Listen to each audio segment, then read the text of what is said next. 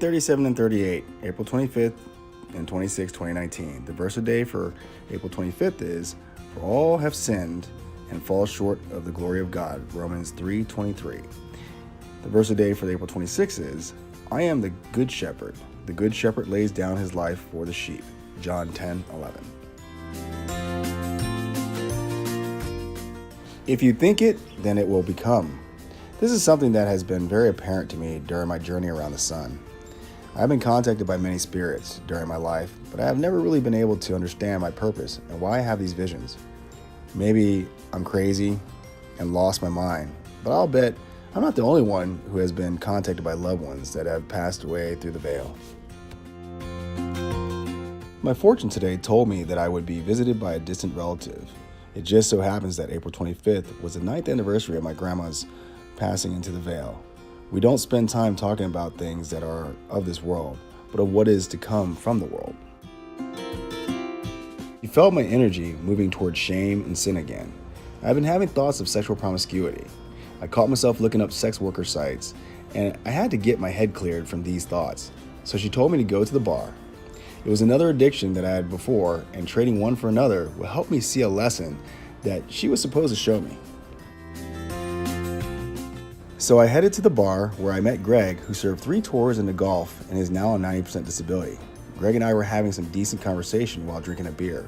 My grandma whispered in my head that I need to stay aware of my surrounding because I know what happens to people around alcohol. The guy next to me asked if my hat made my head hot. I took off my beanie and replied, "I think my hair is what will make my head hot, and the hat just keeps it all in. Besides, I just put it in a ponytail when it's hot." He asked if I was going to cut it. I told him that I'm going to be native and let it grow so people can see me for who I am and not for what others want me to be. Then this particular man puffs up and says he is Navajo and Irish. He went on to talk about his grandmother, who is full-blooded Navajo, and how the white man ruined everything. He then went on a soapbox of bashing white people. At this time, he was getting on my negative side. Another customer named Jeff chimes in and starts trying to spout off history of Native Americans. These two started bantering back and forth. The self-proclaimed Navajo asked Jeff what ethnicity he is, and before Jeff could answer, he called him white devil and all white people are to blame for the world of greed. At this point, I had to let the Irish Navajo know that I won't tolerate his racist comments.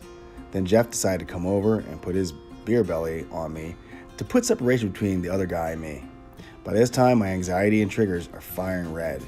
My grandma told me that this isn't my fight, but to get up and take your medicine so you can calm down. Greg and I go outside to smoke. Greg explained to me that this place that I'm in right now was overtly racist just 15 years ago before he joined the Army. He then told me that these are still the same people from 15 years ago. A couple minutes later, the bartender came outside for a smoke break, followed by the Irish Navajo behind her. I had asked the Irish Navajo if he ever visited Window Rock, Monument Valley, or any of the other lands of the Navajo Nation. He said he doesn't have any money to travel. At this point, I knew ignorance runs deep here in America. I have a man fighting about a past that he doesn't live in, but somehow keeps making it his present. What a lame gif, if you ask me. I had another guy inside who is reciting things from historical books that has since been outdated when he graduated over 20 years ago. I told him that I'm an American. I'm born and raised here, and I don't know of any other flag than my red, white, and blue. I began to tell them that if I sent an African American, an Irish American, an Asian American, and a Native American to another country, the people in another country would know they are all American. They wouldn't call you by your race and skin color because it makes no sense to them. But somehow in the USA, we feel entitled to whom we think is American, and if so, they must have another tag or color of country before the word American in order for you to belong. Last time I checked, there are no such borders or districts that contain a specific American group. Sure, we may know of a ghetto here and there, but it is not named or designed just for a skin type. Everything in the USA is based on green. We send different ethnicities to serve our country, and they all come back as Americans in one body or with a flag draped over their casket of an American who paid the ultimate sacrifice for you and I. The bullet and death are non-discriminatory. They are there to stop your heart.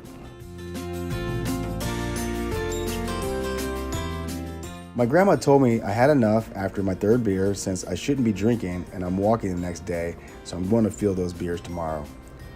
What my grandma was trying to show me is the very primordial sin of this flesh, and it is shame. My grandma had lived in shame and took it with her to the grave.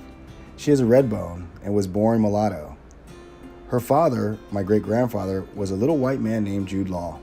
My family recently confirmed the mystery of our ancestry. Oh, the shame back in those days to be mulatto. It was thought to be illegal, and the kids were looked at as bastards because most fathers didn't want to claim their darker children. Colored people is what they call my kind in South Africa. We are the abomination that was oftentimes used as a way to genocide mixed people with religion. Jesus Christ was both Israelite and Gentile.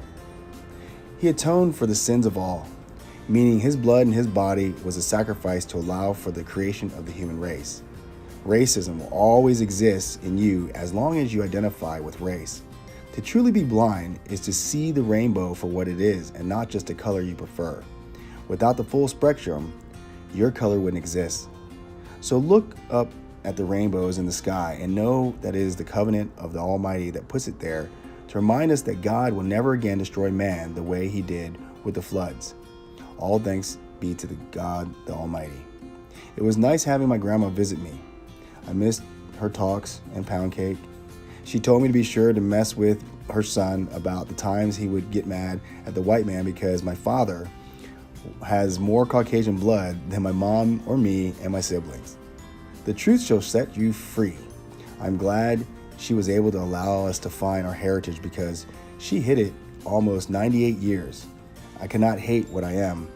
I am the Omega. Thank you for watching and your continued support. Be sure to check out our website at www.AMileAChild.org and share us on social media. Most importantly, click the donate button to save someone from a day of addiction and help find cures tomorrow. God bless.